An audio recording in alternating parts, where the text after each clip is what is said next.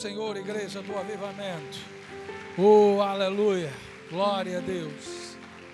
Queridos, nós estamos com muita expectativa para essa semana que está chegando, porque nós estamos celebrando mais uma festa bíblica, que é a festa de Pentecostes. As festas bíblicas, elas devem ser analisadas por nós cristãos com uma compreensão messiânica. Cada festa bíblica, ela aponta para Jesus Cristo. Pentecoste é citado primeiramente no Antigo Testamento como a outorga da lei. Quando os hebreus saíram do Egito, na sua saída eles celebraram a primeira Páscoa. E Pentecoste é uma festa agrícola que celebra a colheita do trigo.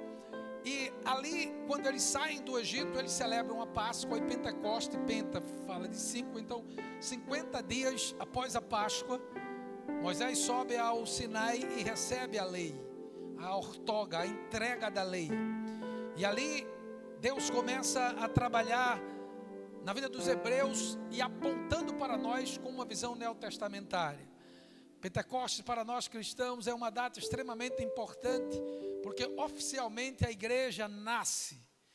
É verdade que a igreja ela tem o seu nascedouro no Calvário, com o cumprimento da obra do Calvário, mas ela nasce oficialmente no dia de Pentecostes. Atos capítulo 2 registra o acontecimento sobrenatural, e ali a igreja nasce, a igreja nasceu, e com ela todo um arsenal poderoso foi colocado em suas mãos para que ela cumprisse de fato a sua missão. Então todos esses valores serão tratados, ministrados, ensinados a partir de terça-feira. Então terça-feira teremos uma celebração do culto dos guerreiros especial, porque nós começamos a celebração de Pentecostes na terça, iremos na quarta, iremos dar o arremate final na quinta-feira. Então todo o campo em Sergipe, Pernambuco estará celebrando na terça-feira aqui em Madalena, na Sergipe Madalena, na quarta-feira na Sergipe Casa Amarela, e na quinta-feira nós descemos para cá para celebrar com vocês em Condado. Então terça-feira nós estaremos, os pastores estaremos em Madalena, na quarta em Casa Amarela e na quinta desceremos para cá. Mas será um tempo profético, e que você esteja atento a essas festas bíblicas, procure estudar. Existe uma ministração da nossa apóstola, está lá no YouTube, do Sinai a Sião. Então é uma palavra tremenda que ela ensina sobre a visão profética da outorga da lei até a descida poderosa do revestimento do Espírito Santo ali no dia de Pentecostes. E queridos, no dia 20 eu quero que você guarde essa data no seu coração. A Igreja Nacional do Senhor Jesus Cristo, essa instituição que nasceu com uma vocação. Nós nascemos com um chamado profético: sai de Roma e vem para Jerusalém. O que é sair de Roma e ir para Jerusalém? Roma fala do litúrgico, Roma fala da tentativa de abafar o profético, Roma fala das regras relacionadas com a religião, e Jerusalém fala do profético, Jerusalém fala do nascedouro da igreja. Então nós nascemos com essa compreensão. Quando você entra no site da Igreja Nacional, você vai ver lá a história dessa igreja, como ela surgiu. E no próximo dia 20 de junho nós estaremos celebrando 3 décadas como denominação. De certa maneira, à frente de outras denominações que já são centenárias na nossa nação, nós estamos ainda numa fase importante, adulta, mas 30 anos de denominação. E essa igreja, Igreja Nacional, ela é uma extensão do Ministério Palavra da Fé. O Ministério Palavra da Fé surgiu na década de 80, quando a nossa apóstola chegou aqui, depois de 15 anos em África.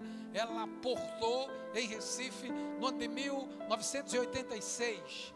E ali começa um tempo de Deus para a nossa nação, para o nosso estado, para a cidade do Recife. Ela recebe um comando de levantar 1000 intercessores, e aí surgem os guerreiros de oração. É uma história bonita, é uma história que você precisa conhecer. E nós estaremos celebrando esta data. Inclusive nós temos uma orientação de celebrar as datas precisamente. Se as festas bíblicas ela cai no dia de semana, vamos celebrar na semana. Então o aniversário da igreja ele vai cair numa quinta-feira, e nós iremos estar no prédio onde tudo começou, na rua Astorga, número 50, onde funciona hoje a Insegec Madalena. E nós iremos sair daqui com 2 transportes, uma van que já está completa com o coral, e agora conseguimos um ônibus. Então, se você tem interesse de ir, o ônibus é um custo só para ajudar o motorista, porque esse ônibus está chegando sem custo algum. Eu recebi a notícia agora de tarde do irmão Emilson. Então você procure a irmã Cristiane e dê o seu nome, para que você garanta a sua vaga para subir a Recife. Iremos sair daqui umas 4h30 da tarde, logo cedo, para chegar cedo, não ter problema com engarrafamento daqui para Recife. Então às 7 horas, às 19 horas lá, já começaremos a adoração, a marcha, o toque do chofar, uma explanação da história da igreja. Então vai ser algo tremendo. Estará ali representando todos os arraiais do campo Insegec Pernambuco. Estaremos com a Insegec Casa Amarela, estaremos na própria sede da Insegec Madalena, e também a representação de Contato. Então guarde essa data no seu coração, dia 20 de junho. Então de quinta agora a 8, no nome do grande. Então é um tempo de Deus. Queridos, no dia 21 desse mês também, nós voltaremos a Goiânia para mais um tempo de oração.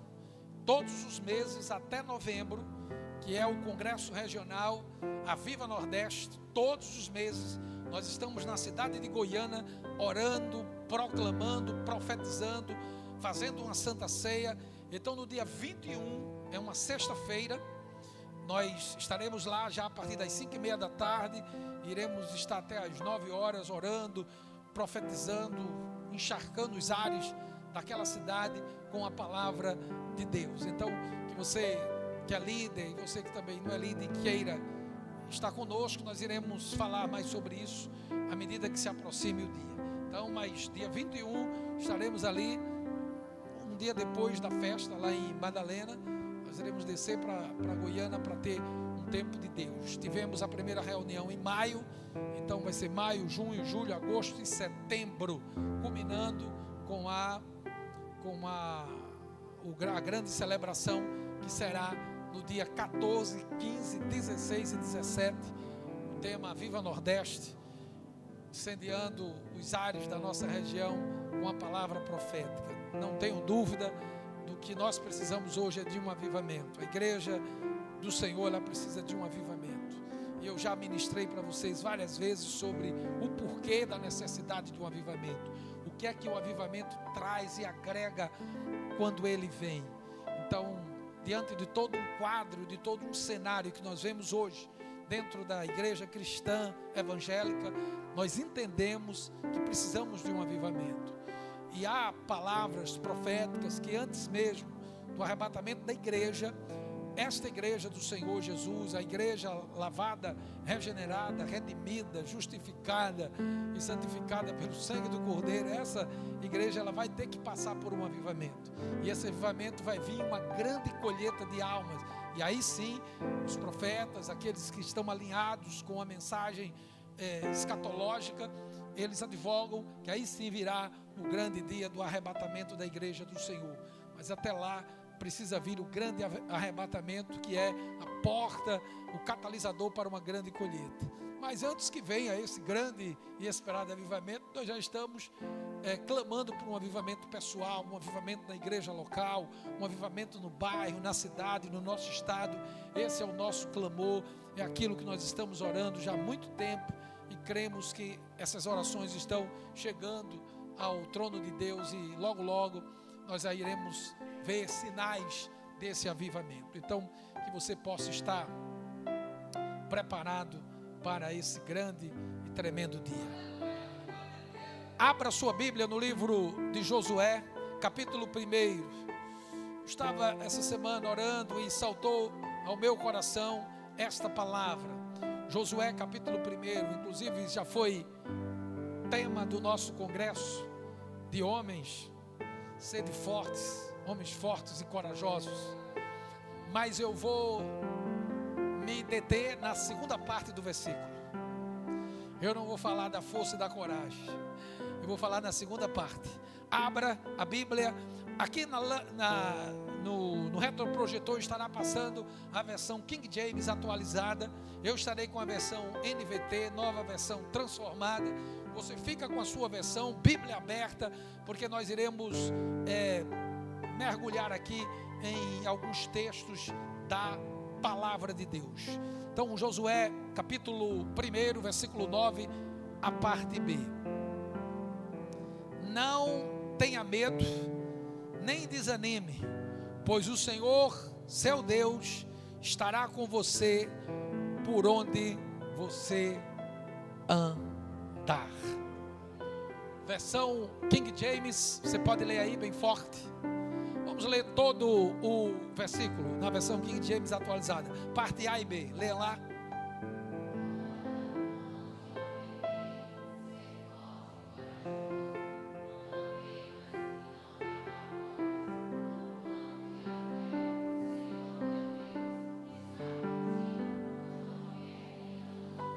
Oh, Pai querido, queremos louvar o Teu nome pela Tua infinita graça. Queremos Te adorar na beleza da Tua santidade, pelos Teus feitos para conosco. Queremos nessa noite proclamar cura aonde houver um enfermo, na alma, no corpo, aonde houver uma patologia, seja ela de que origem for, que seja desalojada agora desse corpo, arrancada agora, pelo poder do nome de Jesus. Queremos proclamar libertação para os cativos, as pessoas que estão opressas, aquelas que estão vivenciando drama nas suas emoções, aqueles que não estão conseguindo dormir direito. Pai, propicia agora uma libertação poderosa nessas vidas. Senhor da glória, eu oro por aqueles que estão vivenciando o drama da escassez, desemprego, situações difíceis. Eu proclamo abertura de porta de emprego. Marca esta semana, traz de volta esse trabalhador para o mercado de trabalho, Senhor, em nome de Jesus. Eu oro por cada vida que está agora, Pai bendito, acompanhando e participando deste culto através das mídias sociais, que em nome de Jesus eles recebam a revelação da Tua palavra, como nós iremos aqui no templo, no santuário, receber da Tua parte esta revelação em nome de Jesus. Você pode colocar a versão agora NVI, vamos ler na versão NVI esse texto. Queridos, com a morte de Moisés, a sucessão ela foi entregue, a sucessão da liderança dos hebreus foi entregue a um homem chamado Josué. A vida de Josué ela foi marcada por um mentoreamento de perto do próprio Moisés. Moisés discipulou Josué. Moisés ele acompanhou Josué de perto, trazendo instruções, e Josué não saía de perto de Moisés. E queridos, a gente começa a entender que se você decide estar perto de homens, você que é homem perto de um homem de Deus, você vai crescer em estatura, em experiência. Se você decide andar perto de alguém que tem mais experiência talvez de você, tem mais experiência que a sua experiência com Deus, se você decide andar com pessoas que têm um alinhamento com o Senhor, certamente esta relação, esse estar perto, esta decisão desse companheirismo vai trazer dividendos para você, vai trazer recursos para você espiritual, você vai crescer. A palavra do Senhor diz que as más companhias corrompem os bons costumes. Em contrapartida, as boas companhias, estar perto de pessoa que sempre tem uma palavra de encorajamento, pessoas que leem Bíblia, pessoas que oram, pessoas que andam em alinhamento com a palavra, que são obedientes aos princípios e são aliançados, não se rebelam, entendem o princípio da legalidade, do servir a Deus. Quando você anda perto de pessoas assim, você tem a tendência de crescer. E desde quando o povo saiu do Egito, eu penso que Josué, ele decidiu estar perto de Moisés. Josué, ele decidiu andar próximo de Moisés. E antes mesmo da morte de Moisés, Josué e a nação hebreia sabia que o sucessor seria Josué, da tribo de Efraim. Abra sua Bíblia em Números capítulo 27, versículo 18 e 23. Ok, aí volte para a versão King James. Livro de Números. Números faz parte dos 5 primeiros livros da Bíblia, chamado de Pentateuco. Números 27, capítulo 27, livro de Números, capítulo 27, versículo 18 em diante. Oh, aleluia. Preste atenção. O Senhor respondeu: convoque Josué, filho de Num, em que está o Espírito, e coloque as mãos sobre ele. Veja, isso aqui era uma instrução de Deus para Moisés. Versículo 19: apresente-o ao sacerdote Eleazar diante de toda a comunidade, e entregue-o publicamente, e encarregue-o publicamente de liderar. Veja aqui, a ordem era para ele respaldar, imputar sobre Josué a liderança que viria após a morte de Moisés. E para respaldar esse ato, Moisés deveria levá-lo à autoridade religiosa, o sacerdote Eleazar, para respaldar aquele ato. Versículo 21: quando for necessário receber a orientação do Senhor, Josué se apresentará diante do sacerdote Eleazar, que usará o Urim perante o Senhor para determinar sua vontade.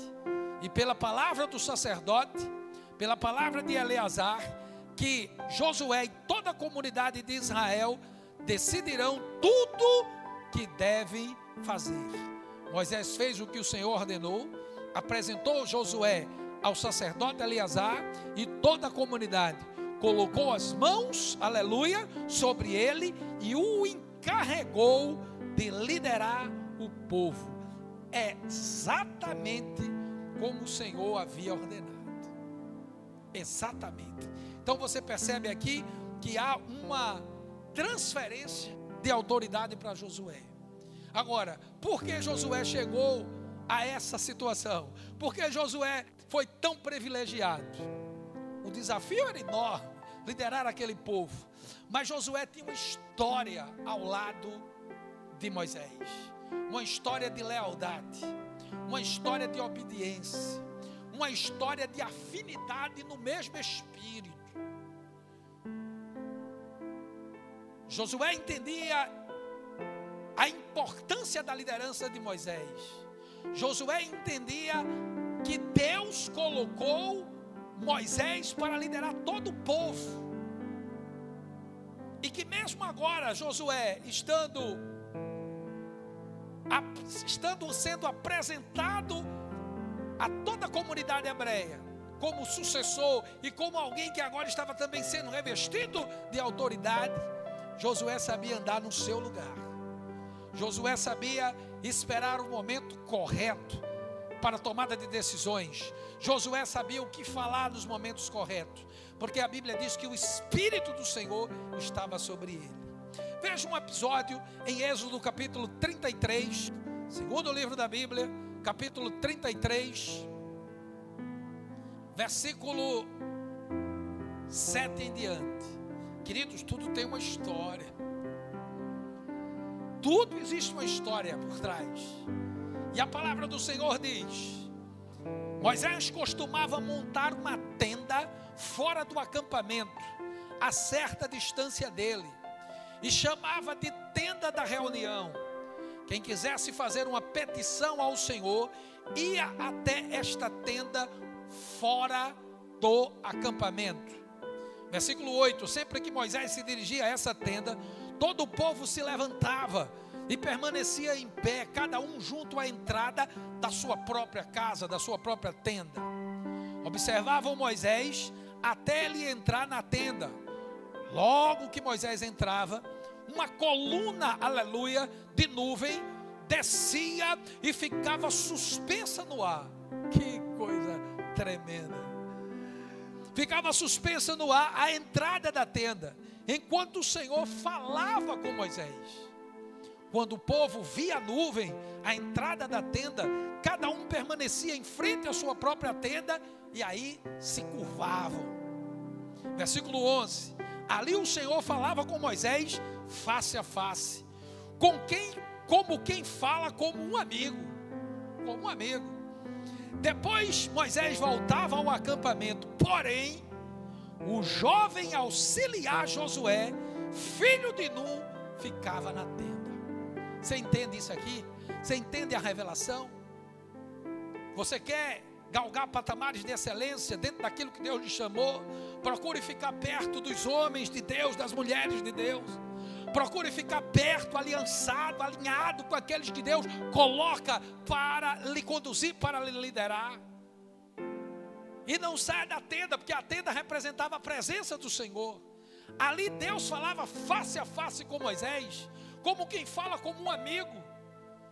Embora Josué não entrasse na tenda, porque quem entrava era Moisés, ele ficava ali à frente da tenda, ele não saía dali.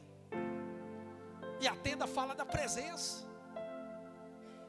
Não vai chegar desafios, Deus não vai confiar grandes desafios a quem não fica na sua presença. Deus não pode confiar grandes desafios a pessoas que não são aliançadas. E Josué dá uma demonstração cabal, que ele era aliançado com Moisés. Vá para Êxodo capítulo 17. Êxodo, o mesmo livro, você volta algumas páginas. E no capítulo 17, a partir do versículo 8, você vai ver a luta dos hebreus contra Amaleque, os saqueadores que roubavam. E a Bíblia diz: quando os israelitas ainda estavam em Refidim, os guerreiros de Amaleque os atacaram.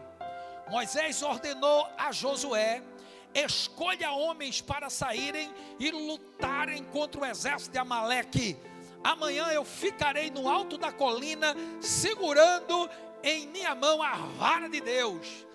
Fez Josué o que Moisés lhe ordenara e lutou contra o exército de Amaleque. Então, Josué não era só um auxiliar de Moisés, mas ele era um general, um combatente. Ele guerreava as guerras à frente do exército. E Deus disse através de Moisés para Josué: é tempo de guerrear. As pessoas que querem galgar patamares de crescimento na sua vida ministerial, pessoal, com Deus, precisa estar preparado para conflitos. Amaleque representa o roubo. Amaleque representa a religião pagã cananeia. Amaleque representa tudo aquilo que se levanta para tentar subtrair o projeto de Deus na vida de alguém. E Moisés dá um comando, uma ordem a Josué, e ele obedece. Ele obedece. Abra sua Bíblia agora em Deuteronômio capítulo 34.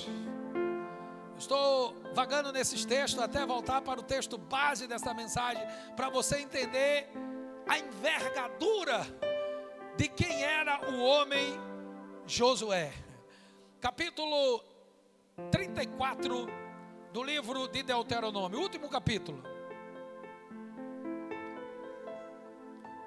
Moisés agora morre, versículo 8, e os israelitas prantearam a morte de Moisés por 30 dias, na Campinas de Moabe, até se cumprir o período do ritual de luto. Versículo 9, Josué, filho de Nun, estava cheio do espírito de sabedoria, pois Moisés havia imposto as mãos sobre ele. Por isso os israelitas lhe obedeceram e fizeram o que o Senhor havia ordenado a Moisés. O que é que tinha? Espírito de sabedoria. Quando Deus disse a Moisés que Josué seria o seu sucessor, Deus apresentou a razão. Ele está cheio do Espírito. Não é de conhecimentos teológicos. Não é simplesmente porque ele acabou a sua carreira teológica. Não. A sucessão das coisas de Deus tem que se basear nos comandos de Deus. E precisa ser alinhado com Deus. Não tenha medo de desafios, queridos. Quando Deus lhe chamar para um desafio, saiba que quando Ele chama, Ele lhe concede todos os recursos necessários para o cumprimento daquilo que Ele está lhe pedindo. Mas é preciso entender a caminhada dessa liderança, dessa nova liderança, como se deu. Josué não estava sucedendo a Moisés porque ele era amigo de Moisés. Josué não estava sucedendo Moisés porque Moisés tinha empatia por Josué. Não, Josué não estava sucedendo Moisés porque simplesmente ele gostava de estar perto de Moisés. Tem um relato na subida do Sinai, ele ficou os 40 dias ali, embaixo, até Moisés descer. E foi com Moisés ter que enfrentar toda aquela idolatria daquela festa pagã do bezerro de ouro. No primeiro momento, Josué até pensou que era grito de guerra. Mas ele ficou ali os 40 dias, não no monte, mas embaixo, esperando Moisés descer. E muitos lá no arraial, achando que Moisés não ia mais descer, e para eles fizeram um bezerro, sobre a égide de Arão. Então perceba que Josué chegou onde chegou, porque ele era alinhado com Moisés. E porque Deus havia dito para Moisés que deveria ser Josué o seu sucessor. Existiam outros comandantes, amigos de Moisés, existia Caleb, um guerreiro, que subiu junto com Josué com mais 10 espias, está lá em Números capítulo 14, a vigiar a terra, a espiar a terra. E foi só Josué e Caleb que tinham uma compreensão da promessa, enquanto os demais 10 líderes de tribo se apoquentaram e se desesperaram pelo tamanho dos cananeus. Então Moisés tinha outras pessoas ao seu redor, mas Deus disse para Moisés: Moisés é o filho de Nun, é ele que vai lhe suceder. Mas veja esse relato de alguns textos sobre a vida de Josué. E agora a gente volta para o texto base da nossa mensagem. Moisés morre, 30 dias de luto, de pranto, o povo chorando.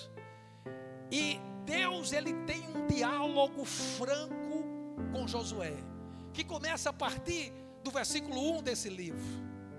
Deus começa a entabular uma conversa com Josué, e o teor da conversa faz com que a gente vislumbre como estava Josué. Por mais de uma vez Deus diz para Josué: seja forte, seja corajoso. Imagine comigo que o mentor, o amigo, um homem que falava face a face com Deus, morre, e agora eu tenho que sucedê-lo. Isso vagava a cabeça de Josué. Como conduzir esse povo à entrada de uma terra que eu bem sei o perfil moral, psicológico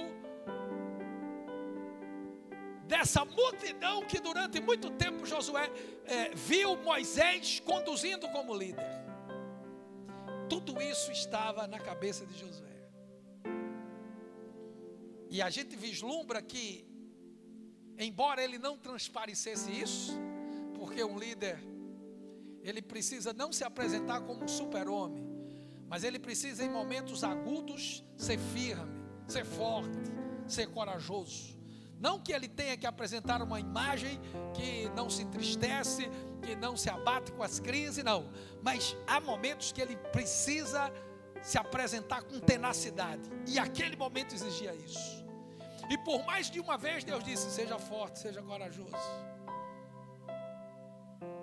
Deus deu naquela conversa todo o respaldo que Josué precisava. Não, como eu fui com Moisés, eu vou ser com você.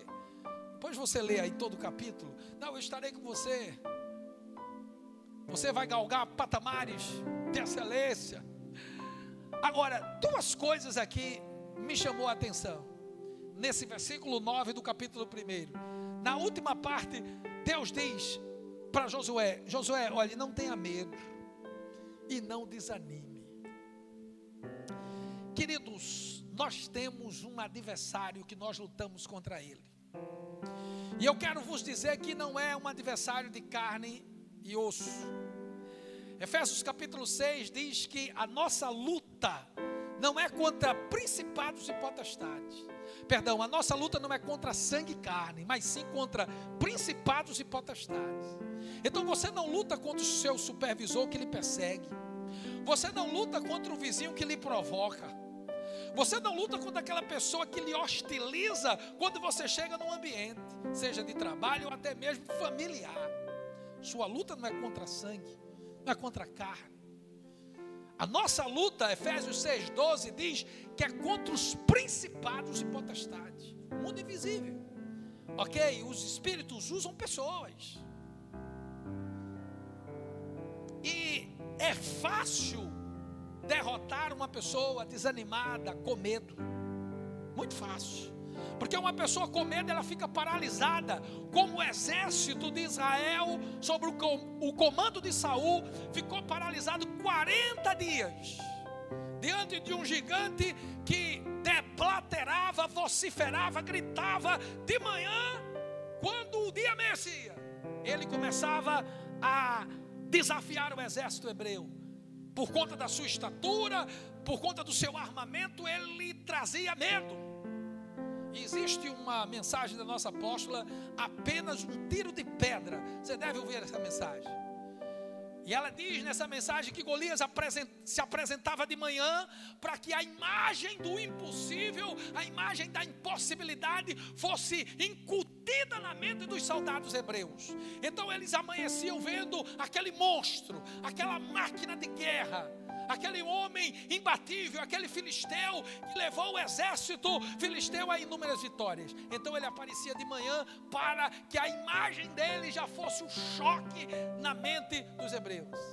E no final do dia voltava Golias para ameaçar, para intimidar, para auto-adjetivar o exército de Israel. Qual o objetivo? No final da tarde, para que quando os soldados fossem dormir, dormissem com aquela imagem. E isso gerou o quê? Medo. Isso gerou o quê? Insegurança. Porque a imagem da impossibilidade estava na mente dos soldados. Então o nosso adversário sabe que seremos uma presa fácil se estivermos com medo. E Deus sabia que Josué, naquele grande desafio que ele teria pela frente, ele não poderia ter medo. Não é que nós não tenhamos medo, mas naquele momento não permitia a ele que tivesse medo. Não, Josué, não dá, você não pode ter medo. Nem medo de enfrentar os gigantes que você vai ter que enfrentar lá, os filhos de Enaque, que você viu durante o tempo que você espiou a terra. Você não pode ter medo de conduzir esse povo, que é um povo de personalidade difícil. Não tenha medo, não tenha medo. nessa noite, eu não sei quais são os temores que lhe cercam. Eu não sei quais são os níveis de guerra que você hoje enfrenta, talvez no campo emocional, no campo pessoal, no campo financeiro. Talvez você está com medo e o medo tem lhe cercado. E você precisa aprender a lidar com isso. Porque o medo, na verdade, ele é um gatilho que, quando acionado, ele lhe protege também, de certa maneira, do perigo. Eu não vou ali porque eu estou com medo. Eu não vou entrar ali, não vou botar a mão nesse buraco. Mas você não pode ser dominado pelo medo. Era isso que Deus estava dizendo para Josué. E é isso que Ele está dizendo para você e para mim nesta noite. Não tenha medo. Não tenha medo dos desafios. Não se sinta inseguro. E eu penso que era isso que acometia o coração de Gideão, lá em Juízes capítulo 6. Um tempo de opressão. Deus aparece para Gideão com uma grande missão. E Gideão, como? Gideão disse, como? Minha família é a menor da tribo, eu sou o menor da minha família. E ele começa a apresentar uma série de impossibilidades nele. Mas aí Deus interveio e disse, não, Gideão, porque eu sou contigo, tu ferirás os midianitas como se fosse um só homem. Então não tem a ver com você, tem a ver comigo, na sua vida. Então é por isso que Deus está dizendo-nos nessa noite, não tenha medo. Porque não é com você, sou eu em você. Deus está dizendo, Adilson, não temas. Porque não é as suas habilidades. Não está relacionado com os teus conhecimentos, com a sua capacidade de enfrentar as coisas. Está relacionado comigo na sua vida. E essa mesma palavra é para você nessa noite. Não tem a ver com você, tem a ver com Deus na sua vida. Então não tenha medo. Tenha medo de cara feia. Tenha medo dessas ameaças.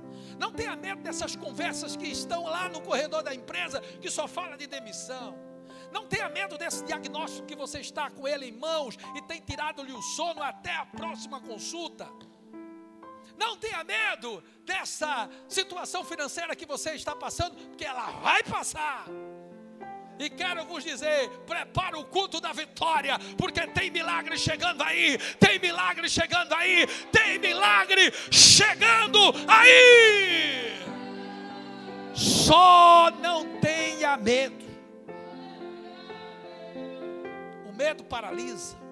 O medo lhe tira da geografia das possibilidades e lhe empurra para o calabouço das impossibilidades.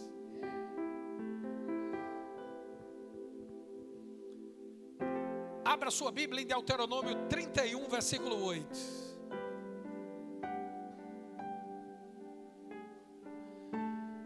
Não é a primeira vez que Deus fala isso para Josué. Deuteronômio 31, versículo 7. Então, enquanto todo Israel observava, Moisés mandou chamar Josué e lhe disse: seja forte e corajoso, pois você conduzirá este povo à terra que o Senhor jurou aos seus antepassados. Você dividirá entre eles e entregará como herança. Não tenha medo e nem desanime. Essa ordem para Josué não era nova.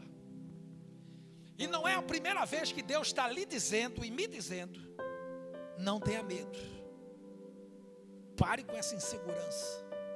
Pare com esse sentimento de impotência que lhe cerca, que lhe paralisa. Pare com essa postura vitimista que não agrega, que não acrescenta. Pare com essa postura de autopiedade. Não, filho, não tenha medo. Não tenha medo. Não tenha medo. 2 Timóteo capítulo 1, versículo 7, a segunda carta que Paulo escreveu a Timóteo. Ele disse: Timóteo, um jovem pastor com os seus temores, ele disse: Timóteo, preste atenção, o Senhor não nos deu espírito de medo. Tem versões que falam de covardia, mas Ele nos deu espírito de poder, de amor e de moderação, de equilíbrio. Queridos, às vezes Deus vai lhe encurralar, lhe emparedar para situações que Ele só vai poder contar com você se você for corajoso. Quando Gideão foi lutar contra os amalequitas, no primeiro momento tinha uma multidão, mas ele deu um comando: olha, os fracos, os medrosos, voltem. E uma tropa imensa voltou. Deus só vai poder contar com você em algumas situações agudas, desafios agudos, se você for corajoso. Corajoso para falar o que tem que ser falado. E hoje nós estamos vivendo um tempo de tanta intolerância, uma geração tão difícil de ouvir uma repreensão, que traz logo para o pessoal. Estamos diante de uma geração de cristãos que vivenciam uma doença terrível, uma incapacidade de tolerar algumas coisas. Só querem ouvir elogio, não conseguem ouvir um não como resposta. E já trazem logo para o pessoal: não está gostando de mim, está me perseguindo, está me ignorando. Leva tudo para o pessoal. É uma geração que Deus não vai poder contar para grandes desafios. Para aquele desafio, Deus estava contando com Josué, mas estava relembrando o que já tinha sido dito. Não tenha medo. Não tenha medo. Não tenha medo.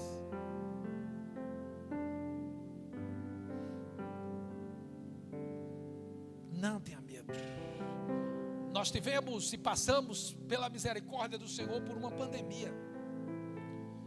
E nessa pandemia, no primeiro momento, pouca coisa se sabia sobre ela.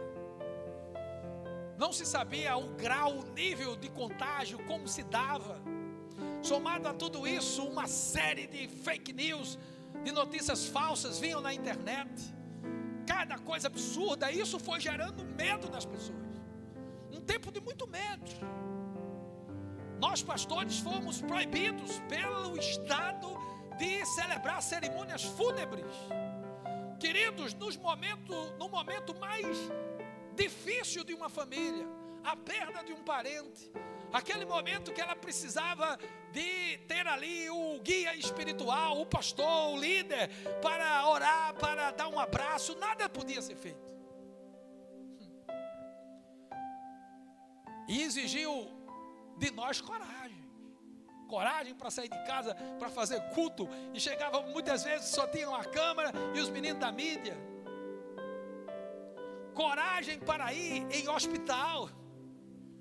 Sim, queridos, porque não dá para ficar em casa, assistindo televisão, pedindo comida pelo telefone, pela internet, e ficando ali, encastelado no universo de uma falsa proteção, quando as pessoas estavam precisando da nossa presença. E são momentos como esses que você precisa ser corajoso. Estivemos em ambientes insalubres, estivemos em ambientes perigosos. Você que tinha que trabalhar, não podia ficar em casa, tinha profissões que tinha que sair, o motorista precisava sair, o médico precisava estar lá, o porteiro, o maqueiro do hospital. Muitos profissionais não podiam ficar no lockdown. E por que os pastores iriam ficar encastelados nas suas casas, nos seus apartamentos, no conforto da sua casa, quando o povo estava precisando dele? Essa fatura não cai nem na minha conta e nem na conta da minha esposa. Não que tivéssemos coragem em nós, mas em Deus. Em 15 dias estivemos 2 vezes no Parque das Flores. Eu sei que o sermão não pode ser nenhuma demonstração exacerbada dos feitos que você faz, porque eu não estou apresentando nenhum feito que eu fiz.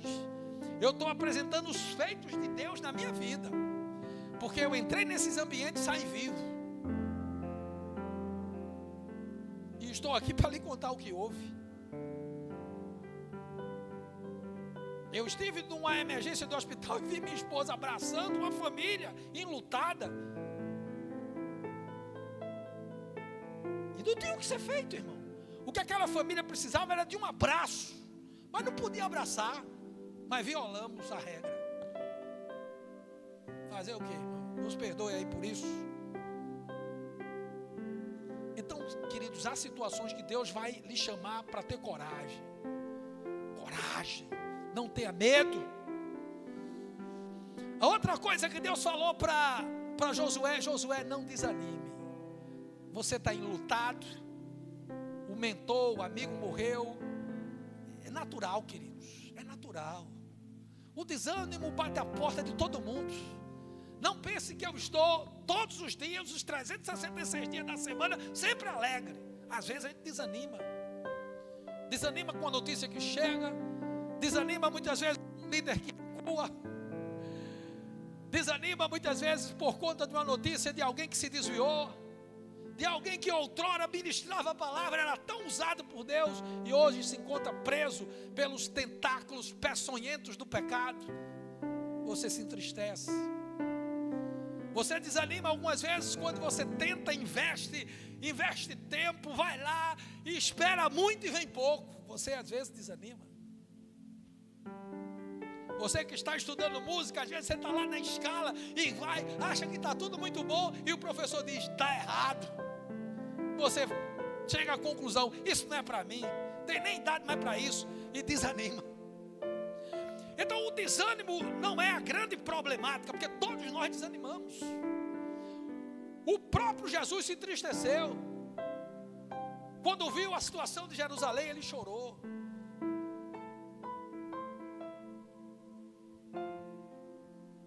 Mas o que Deus estava falando para Josué aqui é não ser dominado pelo desânimo. Sempre. Meu irmão, como é que está? Não, está tudo na prova, irmão. Está tudo na prova. Daí tem essa luta. Irmão, e aí, como é que está? Luta, luta. Eu estou no deserto. O povo passou 40 anos, eu já passei disso. É só luta. Aí tem coisa errada, irmão. Porque o choro pode durar a noite, mas a alegria vem pela manhã. A situação tem que mudar em algum momento, filho. Agora, o desânimo é tudo que o teu adversário quer. Que você esteja abatido. Não, eu estou desanimado com a igreja. Não, eu estou chateado com o pastor. Eu estou desanimado com o meu líder de célula. Continue assim, que é assim que o diabo lhe derrota. Não, filho. A Bíblia diz que a alegria no líder é a nossa força. Não. A alegria do Senhor é a minha força. Não foi o pastor que morreu por mim. Quem morreu por mim foi Jesus. Eu me alegro em Cristo. E ainda que se por algum momento eu me entristeça, a alegria tem que vir logo pela manhã.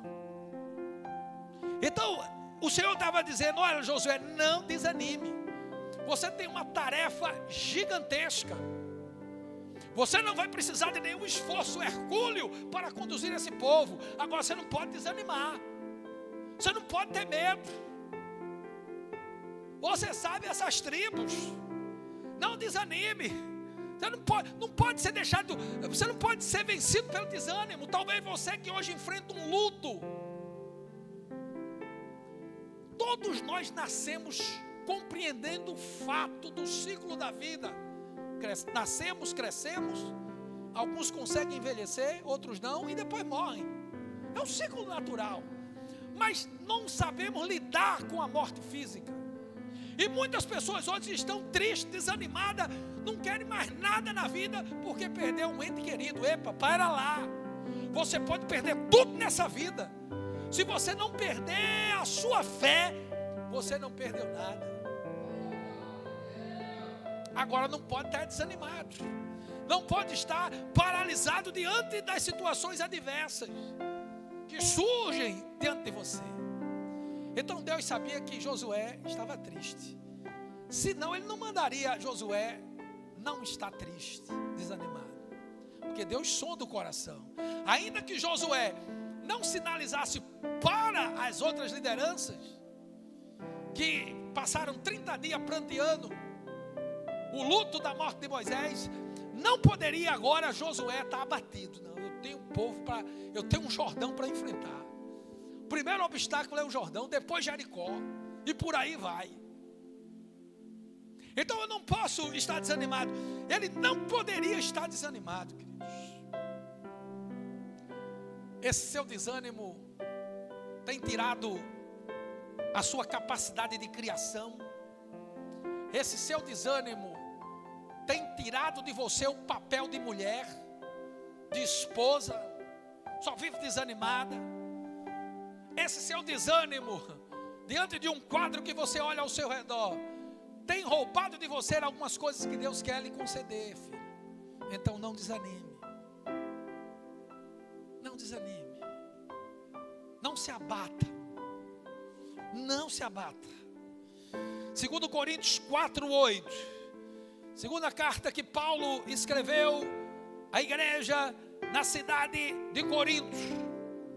Segunda carta, capítulo 4, versículo 8.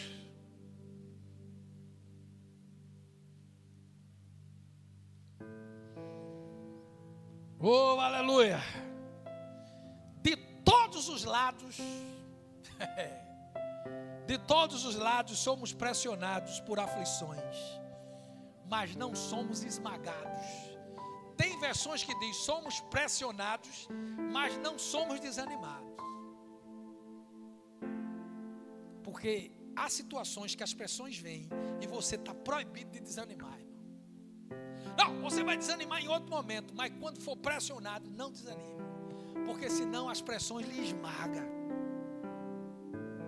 Não desanime. Mas pastor, o senhor não sabe, não é fácil. E quem está dizendo que é fácil? Eu estou dizendo para você que é fácil?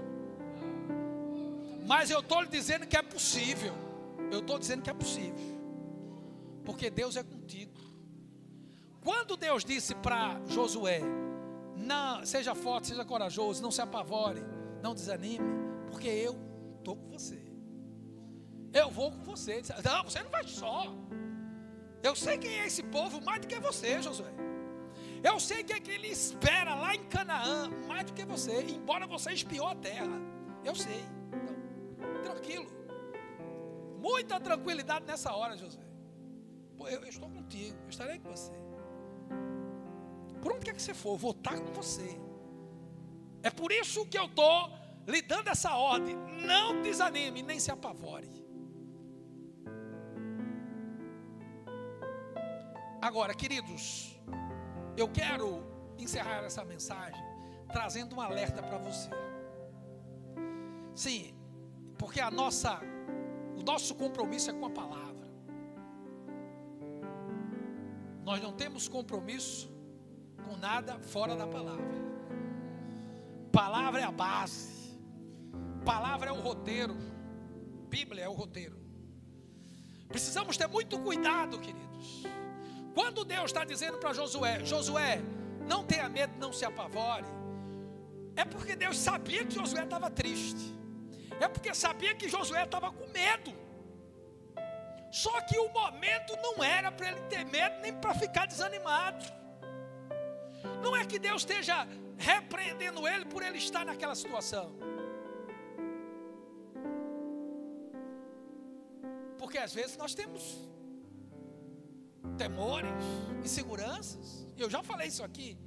Por isso que a gente tem que ter muito cuidado, queridos, com essas narrativas ufanistas, né? Triunfalista.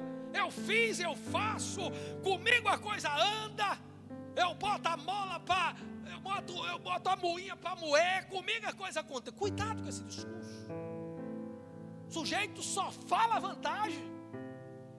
Muitas vezes faz uso até da tribuna para só trazer narrativa dos seus feitos. E o sermão não pode ser narrativa dos feitos do pregador, da pregadora. O sermão ele tem que estar ancorado nos feitos de Yahvé.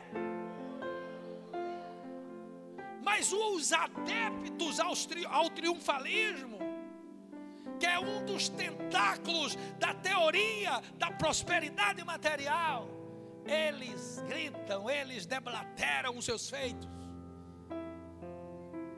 E eu chamo essa teologia de, não teologia da prosperidade material, mas é como certa feita alguém disse, é a teologia da miserabilidade. Porque é uma teologia dissonante da palavra, diferente da palavra. Porque os triunfalistas, eles fazem parte de uma geração de líderes e discípulos que ignoram os problemas, que se apresentam como super-homens e super-mulheres. Os adeptos do discurso triunfalista é uma geração hoje que está nas cadeiras e nos púlpitos, uma geração de líderes e discípulos arrogantes, caprichosos, vaidosos, intolerantes com o diferente. Para ele, só o que ele faz é certo, só a estratégia dele é correta, só o modelo dele tem eficiência. E gritam pelos quatro cantos aquilo que fazem, deixam de fazer. São intolerantes e se tornam, com esse tipo de postura, pessoas tóxicas e insuportáveis. Não, filho, nós desanimamos muitas vezes, nós nos entristecemos, nós perdemos algumas batalhas, mas não perderemos a guerra.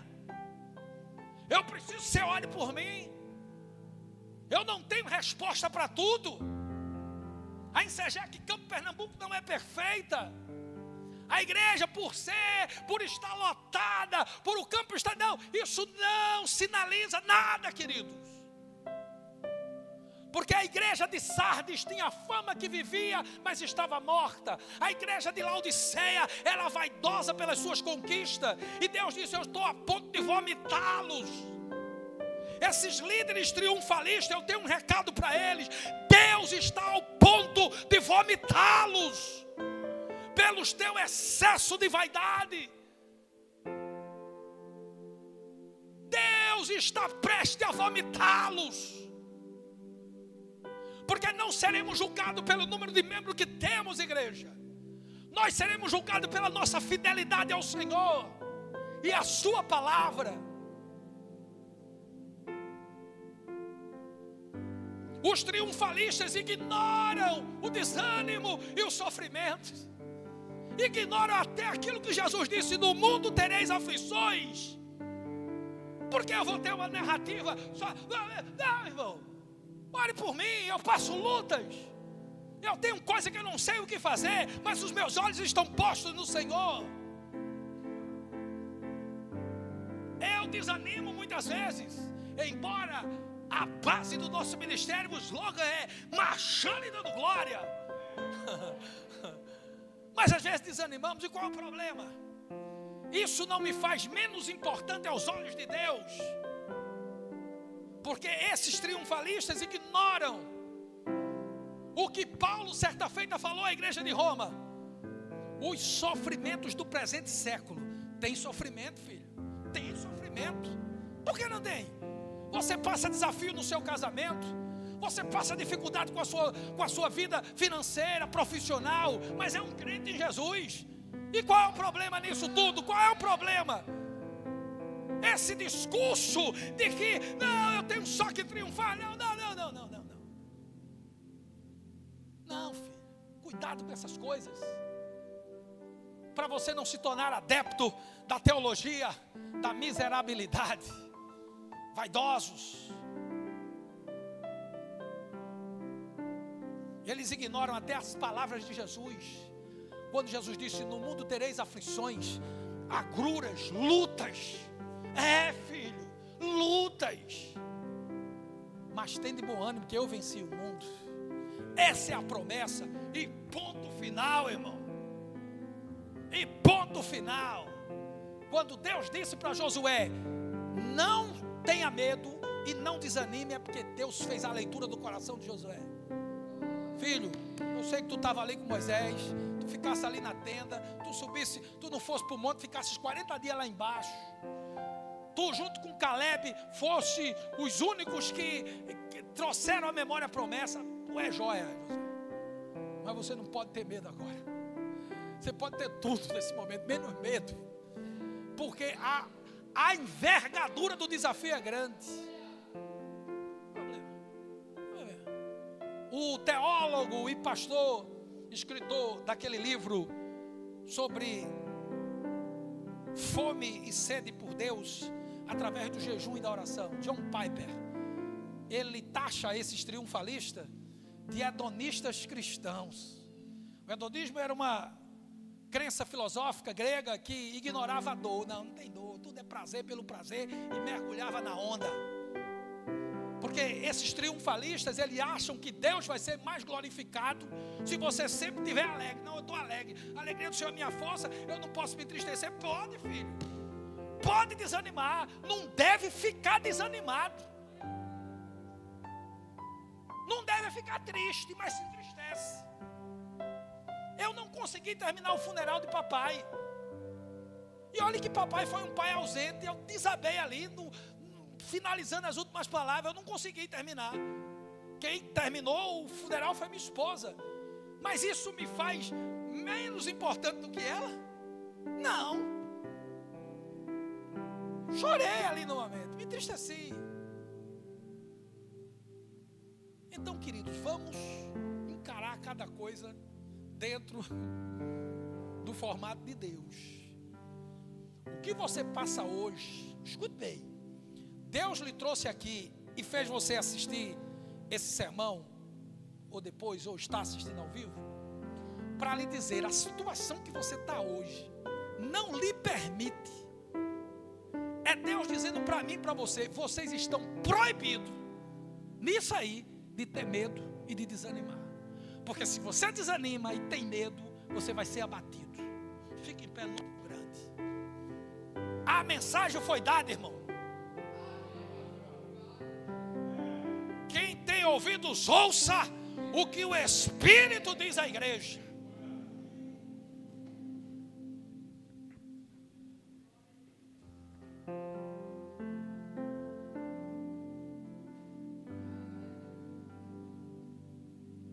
Esta é a revelação, filho. Chore com os que choram, se alegre com os que se alegram. Não queira medir as pessoas pela sua régua. Talvez você está num nível espiritual maior do que ele, mas você vai ajudá-lo, não vai criticá-lo. Ah, se alegre, tem que se alegrar. Não, filho, estou passando um momento desafiador. Fui reprovado. Eita, não passei no concurso. Passei no Enem foi... A entrevista do emprego não me chamaram, pastor. Eu estou aqui abatido, eu acho que eu vou deixar até de ser crente. Está quebrado no nome de Jesus. Está repreendido no nome de Jesus. Não, pastor, o senhor disse algumas coisas aí que eu não gostei. Estou triste com o senhor. Faço não, eu lhe amo, meu filho. Eu lhe amo. Agora eu preciso lhe dizer, não o que você quer ouvir. Eu preciso dizer o que você precisa ouvir. Esse é o meu compromisso.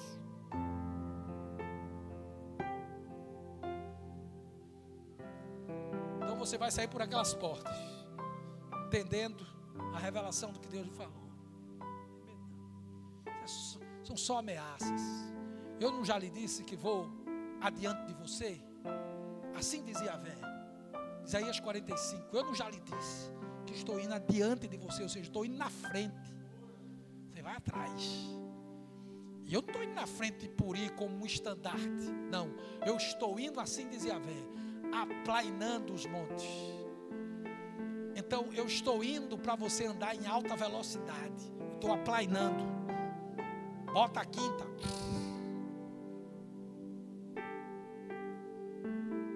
Eu estou derrubando as portas de bronze e estou despedaçando os ferrolhos de ferro. Então você não precisa ter medo. Agora não. Vai ter medo outro dia, mas agora não pode. Não pode desanimar, porque eu estou despedaçando. Eu estou lhe dando um comando em forma de ordem, mas estou lhe capacitando e lhe dando um arsenal para você cumprir o que eu estou lhe dizendo, assim diz o Senhor. vou desnudar os tesouros escondidos. O que é que você está precisando, filho? Eu vou desnudar, ou seja, tirar do oculto os tesouros escondidos e vou colocar na sua mão.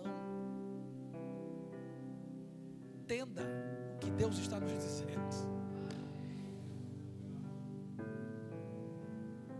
Então, não se apavore. Isso aí não é nada. Depois você vai rir disso aí. Não, esse barulho que você viu no carro não quer dizer que o motor bateu. Calma, filho. É só um parafuso que frouxou. Parafuso. Vai dar 3 apertos com a chave de boca. Acabou o barulho. Não é um motor. Não, essa dor que está sentindo, eu sou cardiopata. Não, filho, calma aí. São as emoções que você precisa controlar mais. Mas não é cardiopata. Está entupido. Estou sentindo uma dor. Calma, calma. Só foi um mau jeito que você deu. Fica tranquilo. O médico vai lhe dizer isso. Não tenha medo, não se apavore nem desanime. Não, ele disse que não quer mais Jesus. Ela disse que vai sair da igreja. E você está desesperado por isso. Isso é mentira de Satanás. Não fica uma unha do Egito, no Egito. Eu e a minha casa serviremos a Yahvé. Não vou me desanimar por isso. Olha, pastor, as contas esse mês não bateram. Você fica com os números, filho. Eu fico com a fé. Vai dar para pagar. Não, pastor, as entradas diminuíram. Você fica com os cálculos de Felipe e de André. Eu fico com a fé. Alto lá. Eu fico com a fé. Eu fico com a promessa. Não vou desanimar. É cada notícia que chega, irmão. Eu estou me ministrando, viu? Eu estou me ministrando aqui. Que é cada coisa que chega. Só o sangue do Cordeiro. Às vezes quando vem o irmão, pastor, eu quero falar com você. Eu digo, Jesus dos crentes. Às vezes eu me surpreendo que é uma boa notícia. Glória a Deus. Então, filho, segura essa palavra, gera ela no teu coração. E amanhã você tem 2 encontros. A matinê é a escola de formação de discípulos. Pela manhã, matinê, 9 da manhã. Não tem discípulo sem discipulado. Aqui você recebe a palavra. É um monólogo que só eu que falo. Você dá um glória ali, um aleluia acolá. Mas não questiona, você só escuta. É um monólogo. Mas na escola você pode perguntar, tirar dúvidas. Então 9 horas da manhã aqui. E à noite é o encerramento. À noite a festa continua. 19 horas. Não, pastor, eu já vim hoje, amanhã eu estou liberado. Que conversa é essa, irmão? É vir hoje e amanhã. E se tiver segunda-feira, segunda você tem folga, terça volta, quarta e quinta. Aí sexta fica em casa e sábado volta de novo. E domingo de novo. E assim vai. Marchando, dando glória. Feche os seus olhos e receba a bênção sacerdotal. Se houver alguém aqui que ouviu a palavra, estava com medo, estava inseguro,